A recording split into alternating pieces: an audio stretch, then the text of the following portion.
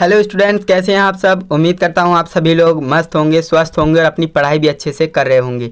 तो दोस्तों, आज की इस वीडियो में हम क्लास 12 फिजिक्स का एक इम्पोर्टेंट डेरिवेशन करने वाले हैं, जो कि है किसी बिंदु आवेश के कारण वैद्युत क्षेत्र की तीव्रता का व्यंजक। जी हाँ दोस्तों, आज हम डेरिवेशन करने वाले हैं और ये डेरिवेशन डायरेक्ट एग्जाम में पूछा जाता है। सीधे 5 नंबर का ये डेरिवेशन पूछा जाएगा, तो आपको ये डेरिवेशन करना आना ही चाहिए।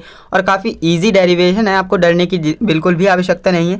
ये बहुत आसान तरीके से मैं आपको समझाने वाला हूँ इस वीडियो में। तो इस वीडियो को शुरू से लेकर एंड तक कंप्लीट देखिएगा। आपको इस वीडियो के थ्रू ये बिल्कुल अच्छे से समझ में आ जाएगा ये वाला डेरिवेशन, जो कि डायरेक्टली 5 नंबर आपको देकर जाने वाला है एग्जाम्स में। ओके, तो चलिए दोस्तों, बिना टाइम वेस्ट किए वीडियो को स्टार्ट करते हैं। बट उससे पहले आपको बता दूं, हमारे चैनल पर कई ऐसे स्टूडेंट हैं जो वीडियोस तो देखते हैं बट चैनल को सब्सक्राइब ही नहीं करते हैं। तो आप सभी से रिक्वेस्ट है, चैनल को सब्सक्राइब कर लीजिए ताकि आने वाली वीडियोस की नोटिफिकेशन आपको बिल्कुल टाइम टू टाइम मिलती रहे। ओके, तो चलिए दोस्तों, वीडियो शुरू करते हैं। तो दोस्तों, किसी बिंदु आवेश के कारण वैद्युत क्षेत्र की तीव्रता, जिसे हम अंग्रेजी में कहते हैं intensity of electric field due to a point charge. तो यहाँ पर आप सबसे पहले तो चित्र की बात करते हैं, क्योंकि चित्र को समझ लिए ना तो ये थ्योरी तो अपने आप ही लिख लोगे। ओके, यहाँ पर देखिए, सबसे पहले हमारे पास दो आवेश हैं। कौन कौन से? Plus Q and plus Q not. Plus Q और प्लस क्यू नॉट हमारे पास दो आवेश हैं, जिसके बीच की दूरी क्या है? स्मॉल आर है।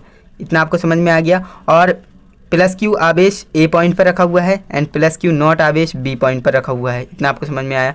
अब यहाँ पर एक बल लगेगा। बल कहाँ पर लगेगा? प्लस क्यू नॉट यहाँ पर एक बल लगाएगा। अब बल क्यों लगेगा वो आपको आगे पता ही लगने वाला है। तो थ्योरी में आप क्या लिखेंगे? माना किसी वैद्युत क्षेत्र में बिंदु ए पर प्लस क्यू आवेश है। बिंदु ए से आर दूरी पर बिंदु पी पर हमें वैद्युत क्षेत्र की तीव्रता की गणना करनी है, जिसके माध्यम का परावैद्युतांक के है। ये आपको लिखना है। काफ़ी आसान तरीके से आप लिख सकते हो। एंड फ्रेंड्स, मैं आपको बता दूं, थ्योरी पर ज़्यादा ध्यान नहीं देना होता है, आपको कैलकुलेशन पर ध्यान देना होता है एंड आपको चित्र पर ध्यान देना है, क्योंकि एग्जाम में ज़्यादातर आपका चित्र ही देखा जाता है, ना कि थ्योरी। ओके, इतना आपको याद रखना है। एंड यहाँ पर आपको अब यहाँ से डेरिवेशन स्टार्ट करना है। कूलाम का नियम तो आपने पढ़ ही रखा है, तो कूलाम का नियम का ही यूज़ करने वाले हैं हम इसमें। तो कूलाम के नियमानुसार परीक्षण धन आवेश पर लगने वाला बल क्या होगा?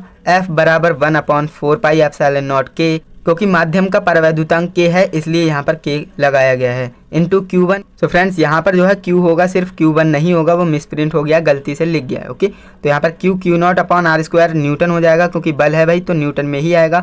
एंड यहाँ पर आगे बढ़ते हैं। परंतु बिंदु B पर वैद्युत क्षेत्र की तीव्रता क्या होगी? तो E बराबर F/Q0 होगी। अब ये मैंने आपको प्रीवियस वीडियो में बता रखा है कि वैद्युत क्षेत्र की तीव्रता क्या होती है, तो E बराबर F/Q0 होती है। ये बात आप भी जानते हैं अच्छी तरह से। ओके, एंड यहाँ पर आगे बढ़ते हैं। तो E बराबर 1/4 पाई एप्सिलॉन नॉट के इंटू में Q0/r² इंटू में 1/Q आ जाएगा। क्यों? क्योंकि यहाँ पर आप देख सकते हैं ये वाला जो F का मान था वो हमने ईजिली यहाँ पर रख दिया है एंड यहाँ पर 1/Q0 करके रख दिया है। एंड Q0 से Q0 कट जाएगा एंड बचेगा क्या? E is equal to 1/4 pi epsilon naught के इंटू Q/r²। न्यूटन पर कूलाम इसका मात्रक होगा, ये भी आपको याद रखना है। तो ये आपका डेरिवेशन फिनिश हो जाता है। काफ़ी छोटा डेरिवेशन है फ्रेंड्स। अगर आपको ये वाली कैलकुलेशन समझ में नहीं आई तो मैं आपको समझाता हूँ। देखिए, किया कुछ नहीं है हमने क्या किया, यहाँ पर हमारे पास F का मान है, E का मान हमने यहाँ से निकाल रखा है एंड यहाँ पर हमारे पास E बराबर क्या है?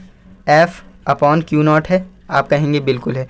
अब यहाँ पर आप देखिए, F का जो मान है हम यहाँ पर रखने वाले हैं। F का मान यहाँ पर रखेंगे और Q0 तो एज इट इज़ रहेगा ही।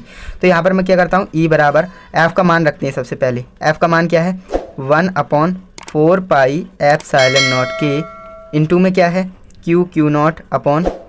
तो बटे में क्या आएगा? Q0 आएगा। क्यों? क्योंकि हमने सिर्फ F का मान रखा है, Q0 का नहीं रखा है। Q0 का है ही नहीं तो रखेंगे क्या? तो यहाँ पर देखिए अपॉन का चिन्ह लगाया एंड यहाँ पर आप देखिए Q0 लिख दिया। हमने सिर्फ ऐसे ही करा, थोड़ा शॉर्ट कर दिया है, इसलिए आपको कन्फ्यूजन हुई होगी, यहाँ से नहीं होगी। अब यहाँ पर देखिए Q0 से Q0 कैंसिल आउट हो जाएगा, तो यहाँ पे बचेगा क्या? E बराबर 1/4 पाई एप्सिलॉन नॉट के इंटू में क्या आ जाएगा? Q/r²। तो यही तो हमारा फार्मूला होता है किसका? किसी बिंदु आवेश के कारण वैद्युत क्षेत्र की तीव्रता का व्यंजक।